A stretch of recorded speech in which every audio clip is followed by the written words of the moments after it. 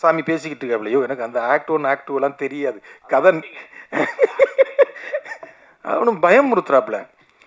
நான் நல்லா இருக்கடா, அடுத்த பண்ணலாம்டா, கமர்ஷியலாக சூப்பராக இருக்கல, இதை பண்ணுறா, நான் பண்ணுறேன்டா அப்படின்ட்டார். எனக்கு அங்கே 3வது, ஏன்னா எது பார்த்தாலும் நொட்ட சொல்கிற ஒரு கேரக்டரு இந்த கதையை ஓகே சொல்லுது, அப்போ இதுவும் நல்லா தான் இருக்கும் போல அப்படின்னு. அதை நீங்கள் எந்த தமிழ் சினிமாவே பார்க்க மாட்டீங்கல்ல, என் சினிமாவே பார்க்கல, அப்புறம் அந்த கதையை ஓகே பண்ணுறீங்கன்னா பெரிய விஷயம் இல்லையா? தமிழ் சினிமா பார்த்தா நொட்ட சொல்கிறதுக்கு என்ன கனெக்ஷன் இருக்கு? அது இல்லை, அப்படிப்பட்ட ஆளே ஓகே சொல்லிட்டாரு. போங்க. பாண்டியராஜ் சார் பன்னீர் சோடா குடிப்பாரு எங்களுக்கு என்னைக்கு தான் தெரியும். நீங்கள் பன்னீர் சோடா குடிச்சது இல்லையா? பன்னீர் சோடா குடிச்சு பாருங்க, உங்களுக்கு உடல் நலம், அறிவு நலம், மனநலம் எல்லாமே நல்லா ஜாஸ்தி ஆகும். ஆக்சுவலாக அது வந்து கோட் வேர்டு. நீங்கள் நான் எதை சொன்னீங்கன்னு நீங்கள் சொல்ல முடியாது. அதனால தான் இப்போ நாங்கள் இப்போ நாங்கள் கண்டுபிடிச்சிட்டோம். We coin a word call panneer soda. It can be a real panneer soda, it can be a pseudo panneer soda. நீங்கள் சொல்கிறது மாதிரி தான், நான் பன்னீர் சோடெல்லாம் விட்டுட்டேன். இவர் சொன்னது 3 வருஷத்துக்கு முன்னால் கதை. நீ ரொம்ப நல்லவன்டா வெங்காய கற்பா.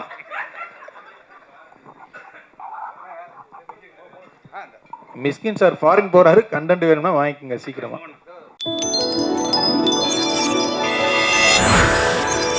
இது 12வது படம் அவருக்கு. பசங்கள் ஆரம்பித்து இன்னைக்கு வரைக்கும் இது 12வது சினிமா. இதுக்கு முன்னாடி பண்ண தலைவன் தலைவி வந்து பிளாக் பஸ்டர் ஹிட்டு, பெரிய லாபம், பெரிய வெற்றி. ஆனால் அதுக்கப்புறம் தொடர்ந்து பெரிய ஹீரோஸோட டேட்டு அவருக்கு உடனே இருந்துச்சு. பெரிய ஹீரோஸ் ரெடியாக இருந்தாங்க. ஆனால் அவர் வந்து அதை தள்ளி பண்ணிவிட்டு நான் இந்த படத்தை பண்ணுவேன்னு சொன்னார். அது காரணம் இந்த கண்டென்ட்டு. நான் கூட கேட்டேன், தம்பி அந்த படத்தை பண்ணால் நமக்கு சம்பளம் அதிகமாக இருக்குமே, அதை பண்ண வேண்டியதானே, ஏன் இது இப்போ அது லேட்டாக பண்ணிக்கலாமான்னு. இல்லைனா இந்த கண்டென்ட் என்ன உறுத்துதுன்னாப்புல. ஏன்னா அது கிட்டத்தட்ட ஒரு 18 வருஷனாக எழுதிட்டாப்புல புக்கா. எழுதினோன்னே அது மனசுக்குள்ளே முன்னாடி நிற்கிது, இதை என்ன எடுத்துருன்னு. ஸோ ஒரு நடிகர் கிடச்சா நடிகர், ஆர்டிஸ்ட் படம், ஆர்டிஸ்ட் கண்டென்ட் வேணும்னா கண்டென்ட் மட்டுமே என்னை வந்து படமாக்கிருந்தா அப்பவும் அதுக்கான ஒரு மரியாதை கொடுத்து அந்த கண்டென்ட்டை நல்ல படமாக்கிறதுக்கான அந்த தைரியம் வந்து அவருக்கு இருக்கிறது நான் பயங்கர பார்த்து வியக்கிறேன். மணிவண்ணன் சார் மாதிரி அவர் தான் நான் நினச்சிப்பேன்.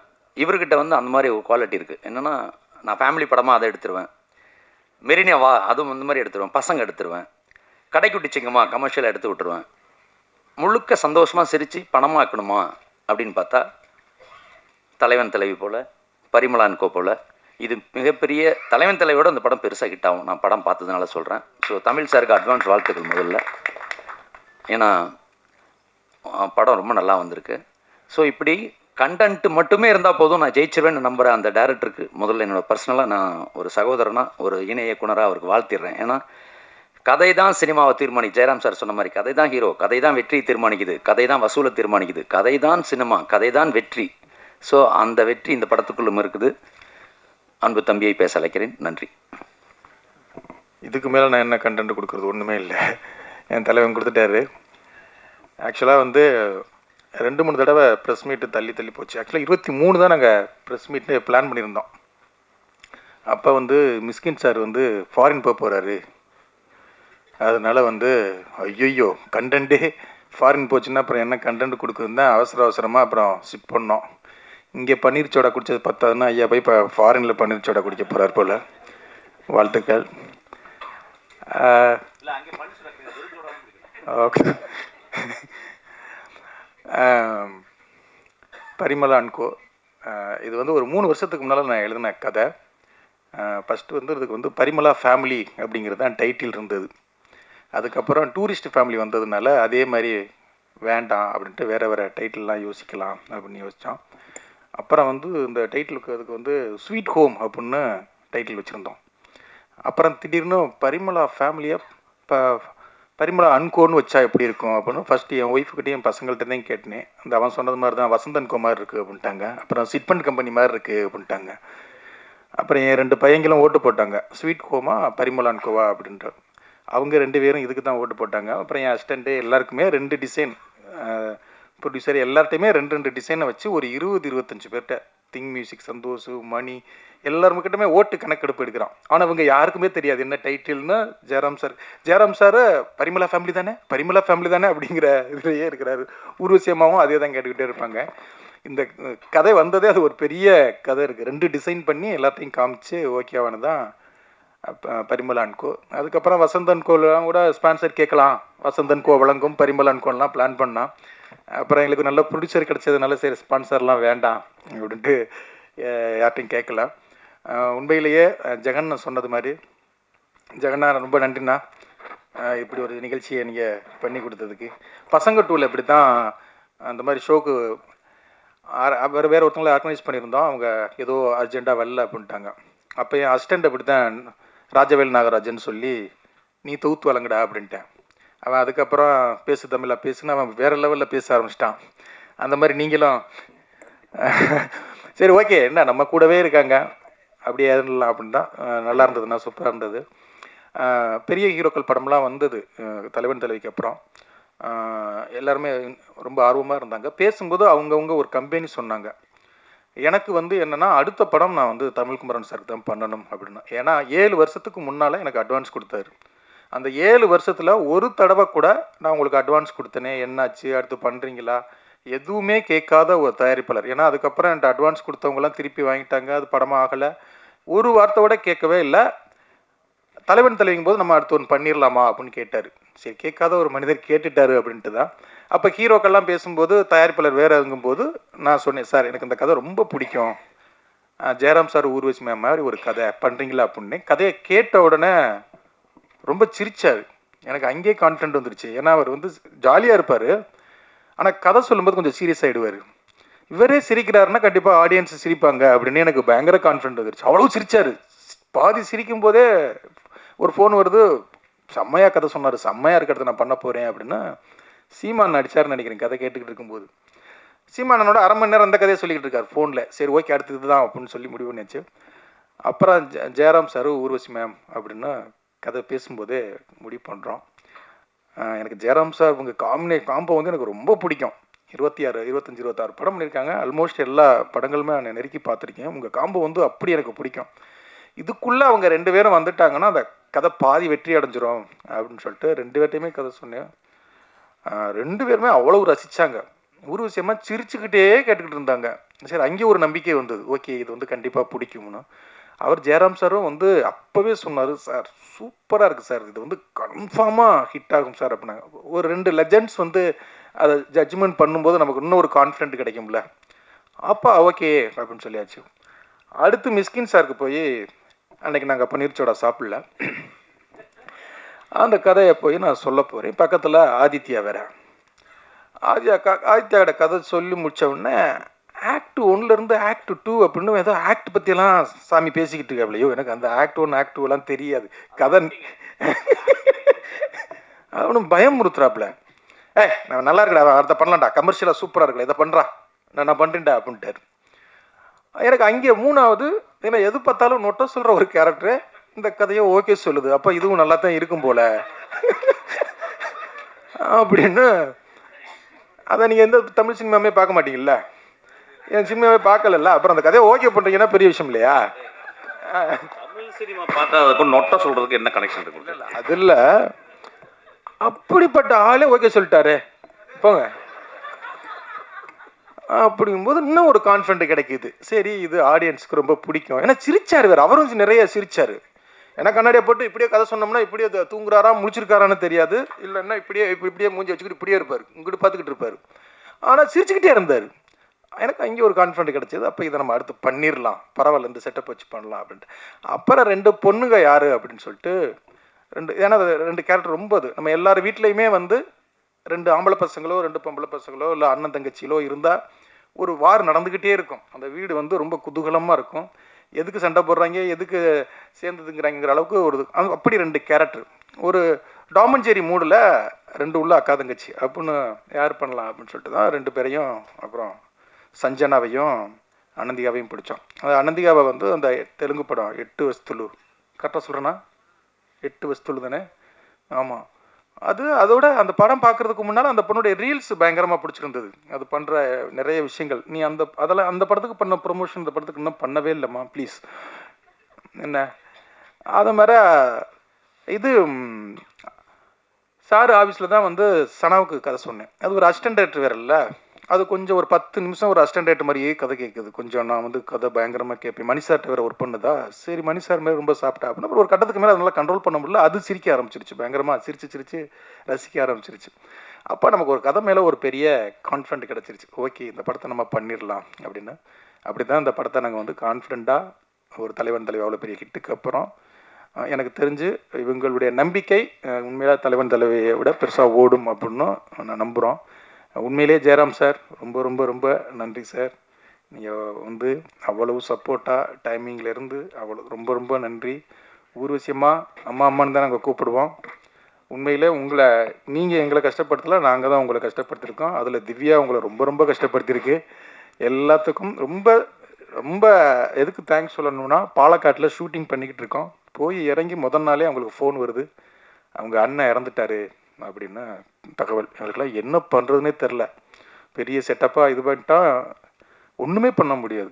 ஒரே ஒரு வார்த்தை தான் சொன்னாங்க, பாண்டிய நீ ஒரி பண்ணாத, நீங்கள் கேன்சல் பண்ண வேண்டாம், நான் போய் அந்த இதை முடிச்சுட்டு நான் மறுநாளே வந்துடுறேன் அப்படின்ட்டு மறுநாளே வந்தாங்க. எனக்கு என்ன இதுனா, இந்த சூழலில் பேசவே முடியாது. நீங்கள் வாங்கன்னு சொல்ல முடியாது, ஷூட்டிங் கண்டினியூ பண்ணி எதுவுமே சொல்ல முடியாது. ஆனால் இதில் நானும் ஒரு தயாரிப்பாளருங்கிறதுனால அவங்க அவ்வளவு இதுவாக போயிட்டு வந்தாங்க. அதில் பெரிய பெரிய சவால் என்னென்னா, ஆனால் அந்த சீன் வந்து பயங்கர காமெடியாக இருக்கணும். அது ரொம்ப கஷ்டம். ஒரு சோகத்தில் இருக்கிற இவங்கனால இப்படி ஒரு துக்கத்தில் இருக்கிறவங்க வந்து எப்படி அதை வந்து காமெடியாக பண்ண முடியும் அப்படிங்கிற பயம்தான் எனக்கு அதிகமாக. இல்லை, நான் ஜெயராம் சார்ட்டெல்லாம் கேட்குறேன், எப்படி சார் அவங்க இந்த மனநிலையில் எப்படி சார் இந்த சீனை காமெடி பண்ண முடியும் அப்படின்னு. இல்லை அது பண்ணிவிடும், ஒன்று பண்ணும் பாருங்கன்னு ஜெயராம் சார் சொன்னாங்க. அது செகண்ட் ஹாஃப் ஸ்டார்டிங்கில் வரும், நீங்கள் படம் பார்க்கும்போது உங்களுக்கு தெரியும். பிரிச்சுட்டாங்க. உண்மையிலேயே ஒரு டைரக்டராக எங்களுக்கு அவ்வளவு ஒரு கட்டத்துக்கு மேலே போர் அடிக்க ஆரம்பிச்சிடும். படம் வந்து போர் அடிக்க ஆரம்பிச்சிடும்.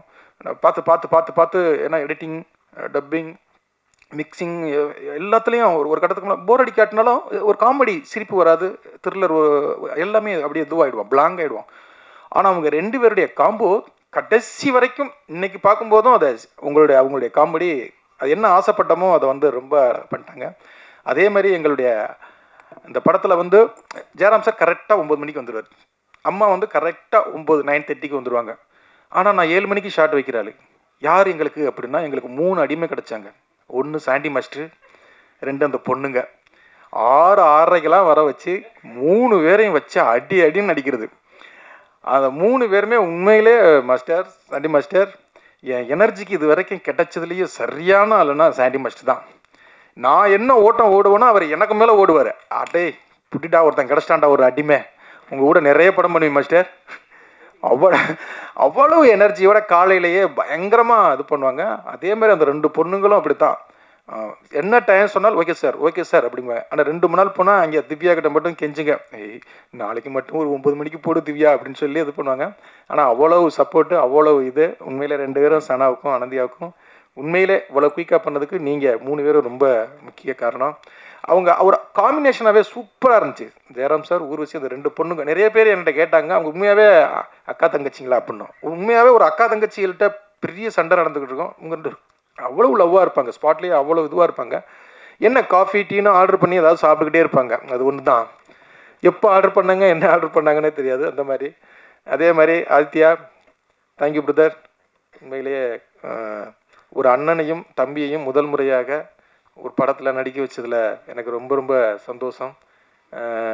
அது மட்டும் கிடையாது, சம்பள விஷயத்துலேயும் அவர் மிஸ்கின் சார் வந்து இறங்கி வரலாம்னு நினச்சா கூட இறங்க விடாமல் பார்த்துக்கிட்ட உங்களுக்கு என்ன நல்ல தம்பி கிடச்சிருக்காரு சார், மிஸ்கின் சார். அவர் சொல்லுவார், டே விட்றான் தம்பிடா, பார்த்துக்கலாம்டா, சம்பளம் குறைச்சி பண்ணலாம்டா அப்படிம்பாரு. அப்புறம் அவர் வருவார், அண்ணே அது வந்துண்ணே நம்ம அங்கே அவ்வளோ வாங்கியிருக்கோம்ண்ணே, இங்கே இவ்வளவு தானே வாங்கியிருக்கோம்னா என்ன இங்கே கொஞ்சம் தான் இறங்கும். அப்படி ஒரு நல்ல அன்பான தம்பி என்ன. அதே மாதிரி சன்ராயன், சஞ்சய், பூர்ணிமா, எல்லாருக்குமே தேங்க்யூ. பூர்ணிமாலாம் திடீர்னு நாளைக்கு ஷூட்டுக்கு இன்றைக்கி கேட்டோம், உடனே நான் வர்றேன் அப்படின்னு சொல்லிட்டு உடனே வந்துருச்சு பூர்ணிமா. தேங்க்யூம்மா. அந்த டயத்தில் வந்து அது பெரிய சப்போர்ட்டாக எங்களுக்கு இருந்தது. அதே மாதிரி மிஸ்கின் சார், ரொம்ப ரொம்ப ரொம்ப ரொம்ப நன்றி சார். ஒரு 2-3 நாளாக ப்ரமோஷனுக்காக எல்லா இடத்துக்கும் கூட்டிட்டு தர்றேன், என் பின்னாலேயே வர்றாரு. நான் போகிற இடம் பூரா வரேன்டா படத்துக்காக வரேன்டா. எனக்கு என்ன அப்படி ஒரு டேரக்டர் போய் எல்லா இடத்துலையும் உட்கார வைக்கிறோமோ அப்படிங்கிற ஒரு இது. ஆனால் எனக்காக உங்கள் லவ் வந்து அவ்வளவு அற்புதமானது. அதே மாதிரி ஜெயராம் சார் ஒரு விஷயமா எங்கே பார்த்தாலும் என் வீட்டில் கேட்குறேன், எங்கே பார்த்தாலும் 2 பேரும் உட்காந்து பேசிட்டே இருக்கிறாங்க அப்படின்னு சொல்லி நம்ம படத்துக்காக. ஏன்னா ஜெயராம் சாருக்கு வந்து இந்த படத்தை வந்து ஒரு பெரிய படமாக ஆக்கணும் அப்படிங்கிற அம்மாவுக்கும் சரி எல்லாருக்கும், என் டீம் எல்லாத்துக்கும். அதே மாதிரி ஜார்ஜ் வில்லியம்ஸ் ரொம்ப அற்புதமான, என் ஸ்பீடுக்கு சரியான கேமராமேன். என் படங்கள்லேயே ரொம்ப ஒரு குவாலிட்டியான படமாக கண்டிப்பாக அந்த படம் இருக்கும்னு நான் நம்புகிறேன். அவ்வளவு இது. அதே மாதிரி ஃபாக்ஷன் சொல்லி இந்த படத்தில் ஒரு புது மியூசிக் டேரக்டர் திங் மியூசிக்லேருந்து எனக்கு சந்தோஷம் மணியும் அவனை அறிமுகப்படுத்தினாங்க. அவ்வளோ ஒரு எனர்ஜியான ஆள். இன்னொரு அனிருத், இன்னொரு சாயபங்கர் வந்து நமக்கு கண்டிப்பாக கிடப்பாங்கன்னு நான் நம்புகிறேன். சவுண்ட் அவங்களை பார்க்கும்போது தெரியும். அதே மாதிரி என் எடிட்டர் பிரதீப், இவங்க எல்லாருமே ஏன் இங்கே வரலன்னா எல்லாருமே கூப்பிட்டுருந்தோம். எல்லாருமே எடிட்டர் வந்து ட்ரெய்லர் பண்ணிகிட்ருக்காப்புல, சார்ஜ் வந்து டிஐ பண்ணிகிட்ருக்காப்புல, அவன் ஆர்ஆர் பண்ணிகிட்ருக்கான். ஏன்னா அந்த லீவு முடிய போகுதுங்கிறதுனால இது ஃபேமிலி ஆடியன்ஸுக்கான ஒரு படம். அதனால் வந்து இந்த மாதம் எண்டுக்குள்ளே இந்த படத்தை சீக்கிரமாக கொண்டு வந்துடணும் அப்படிங்கிறதுக்காக அவசரமாக வேலை பார்த்ததுனால அவங்களாம் வரல. அவங்க எல்லாருடைய சார்பாகவும் இங்கே வந்த சுபாஸ்கரன் சார் லைக்கா ப்ரொடக்ஷனுக்குள்ளே வந்ததில் எனக்கு ரொம்ப ரொம்ப சந்தோஷம். லண்டனுக்கு போய் எங்களுக்கு அவ்வளவு பெரிய விருந்து கொடுத்தாங்க. அவருக்கு வந்து இந்த படத்தை வந்து நான் ஒரு பெரிய ஒரு விருந்தாக கொடுக்கணும்னு ஆசைப்பட்றேன். சுபாஸ்கரன் சாருக்கும் தமிழ்குமரன் சாருக்கும் ரொம்ப நன்றி. இங்கே இவ்வளோ நேரம் இருந்த அவங்க எல்லாருக்கும் நன்றி. பிஆர்ஓ சதீஷ் டீமுக்கும், எங்கள் அண்ணன் ஜெகண்ணனுக்கும், என் அசிஸ்டன்ட் டைரக்டருக்கும், திவ்யா, சந்தாமரை, விக்கி, ராகுல், அன்பு, எல்லாருக்கும், ஆஷிக், என் டீம் எல்லாத்துக்கும் ரொம்ப ரொம்ப நன்றி. அவங்க இல்லைன்னா இந்த படத்தை இவ்வளவு ஸ்பீடாக எடுத்துருக்க முடியாது. நிறைய உங்களை திட்டியிருக்கேன், நிறைய போட்டு பாடாப்படுத்தியிருக்கேன். எல்லாம் இந்த படம் வெற்றி வந்து உங்களுக்கு ஒரு பெரிய என் மேலே உள்ள கோபத்தை நீக்கும்னு நான் நம்புகிறேன். இங்கே வந்த எல்லா நண்பர்கள் எல்லாருக்கும் ரொம்ப ரொம்ப நன்றி. தேங்க்யூ, நன்றி. மிஷ்கின் சார், நீங்கள் சம்பளம் நிறைய கேட்குறதா சொன்னாங்களே, ஒரு படத்துக்கு எப்படி கமிட் பண்ணுறீங்க? எங்கேம்மா இருக்கு? எங்கேருந்து வருது? கவிதா, கொஞ்சம் எந்திரிச்சு கேளு கவிதா. உன் குரலை நீ எங்கே பட்டாலும் கேட்கணும் ஆக்சுவலாக. என்னம்மா சம்பளம் அதிகமாக கேட்குறதா சொன்னாங்களே. ஆமாம், அதாவது டேரக்ட் பண்ணுறதுக்கு கொடுக்க மாட்டேன்றாங்க, ஆனால் நடிக்கிறது கேட்குறது கொடுத்துறாங்க. ஆமாம். மியூசிக் ஷோக்கெலாம் ஜட்ஜாக போகிறீங்க. உங்களோட ஃபேவரட்டான சாங் எங்களுக்காக ஒரு 2 லைன்ஸ் பாட முடியும்? தென்றல் வந்து தீண்டும் போது வண்ணமோ மனசுல, திங்கள் வந்து காயும் போது என்ன வண்ணமோ நினப்புல, வந்து வந்து மோதுதம்மா எண்ணமெல்லாம் வண்ணமம்மா, எண்ணங்களுக்கேத்தபடி வண்ணமெல்லாம் மாறுதம்மா, உண்மையம்மா உள்ளத நான் சொன்னேன் கண்ணம்மா சின்ன கண்ணே. தேங்க்யூ. மிஸ்கின் சார், தமிழ் சினிமாவில் இப்படி எல்லாரையும் கூப்பிட்டு பன்னீர் சோடா கொடுத்தீங்கன்னா எப்படி கிரியேட்டிவிட்டி வரும், எப்படி சினிமா சீன் வரும், உடல் நலம் மனநலம் கெடாதா? பாண்டியராஜ் சார் பன்னீர் சோடா குடிப்பாரு எங்களுக்கு என்றைக்கு தான் தெரியும். நீங்கள் பன்னீர் சோடா குடிச்சது இல்லையா? பன்னீர் சோடா குடிச்சு பாருங்கள், உங்களுக்கு உடல் நலம், அறிவு நலம், மனநலம் எல்லாமே நல்லா ஜாஸ்தி ஆகும் ஆக்சுவலாக. அது வந்து கோட் வேர்டு. நீங்கள் நான் எதை சொன்னீங்கன்னு நீங்கள் சொல்ல முடியாது. அதனால தான் இப்போ நாங்கள் கண்டுபிடிச்சிட்டோம். We coin a word call panneer soda. It can be a real panneer soda, it can be a pseudo panneer soda. நீங்கள் சொல்கிற மாதிரி தான் நான் பன்னீர் சோடாலாம் விட்டுட்டேன். இவர் சொன்னது 3 வருஷத்துக்கு முன்னால் கதை. நீ ரொம்ப நல்லவன்டா வெங்காய கற்பா.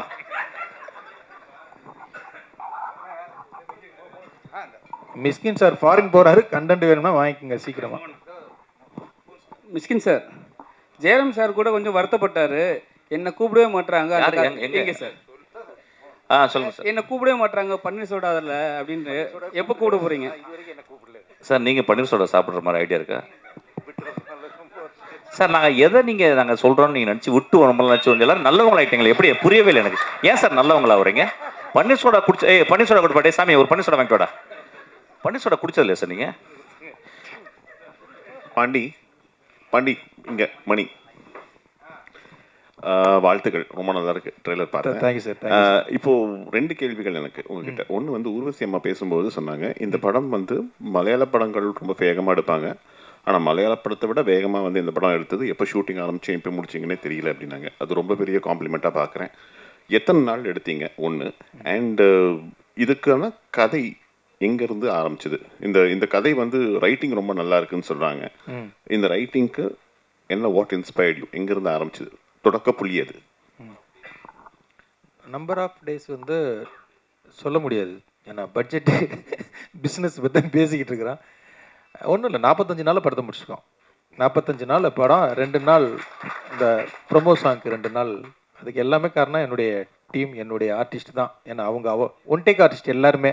அப்புறம் இவங்களை வச்சுக்கிட்டு எத்தனை நாள் எடுக்கிறது, அது பெரிய இதுவாக இருந்தது.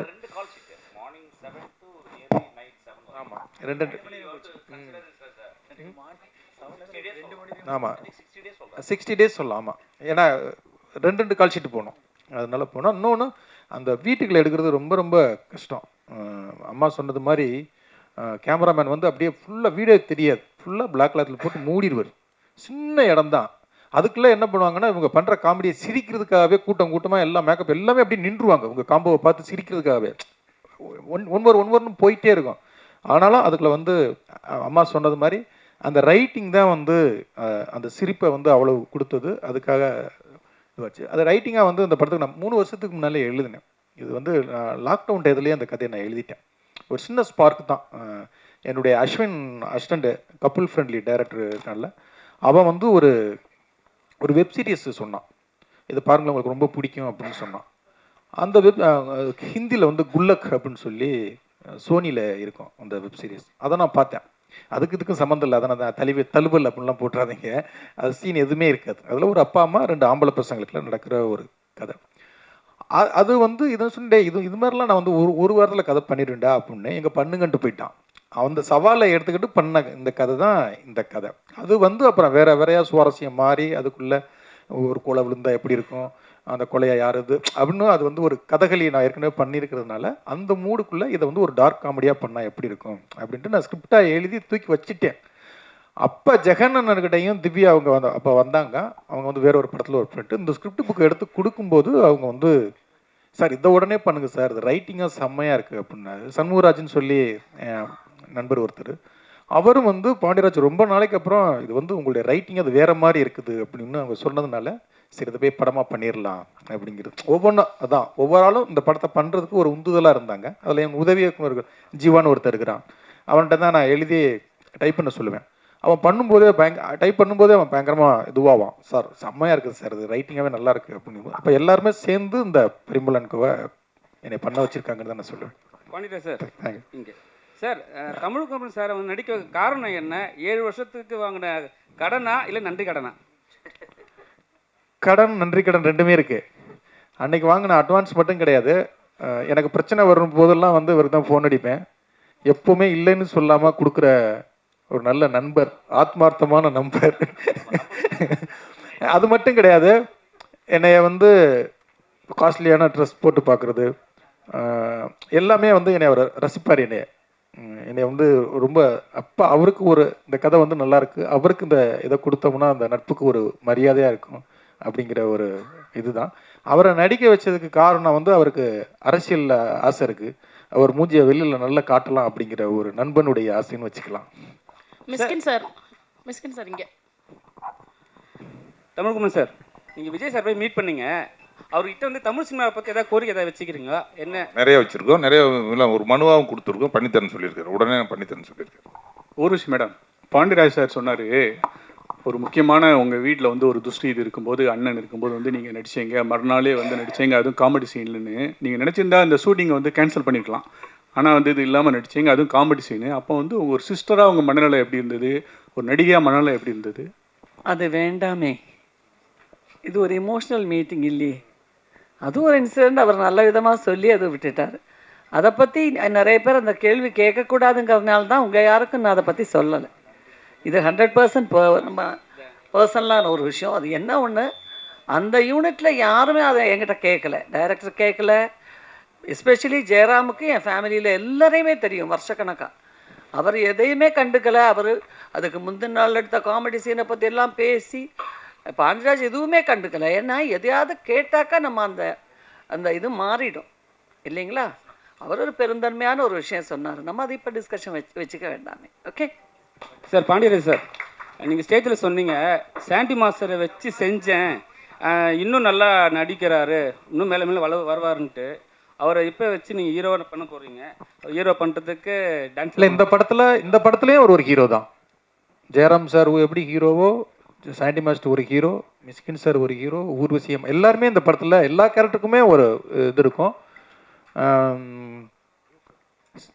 எப்போவோ இல்லை, இப்போவே அவர் சீக்கிரமாக இன்னும் ஒரு 2-3 வருஷத்தில் தவிர்க்க முடியாத தமிழ் சினிமாவுடைய ஹீரோவில் சாண்டி மாஸ்டர் கண்டிப்பாக இருப்பார். அவரும் நானும் சேர்ந்து கண்டிப்பாக பண்ணுவோம். நன்றி. அனைவருக்கும் நன்றி. தலைப்பு பூரா பன்னீர் இருக்க போகுது சார். அதாவது பரிமளா அனுக்கோ பன்னீர் சோடா. அனைவருக்கும் நன்றி. Group photo please. சேர் எடுத்துருவா.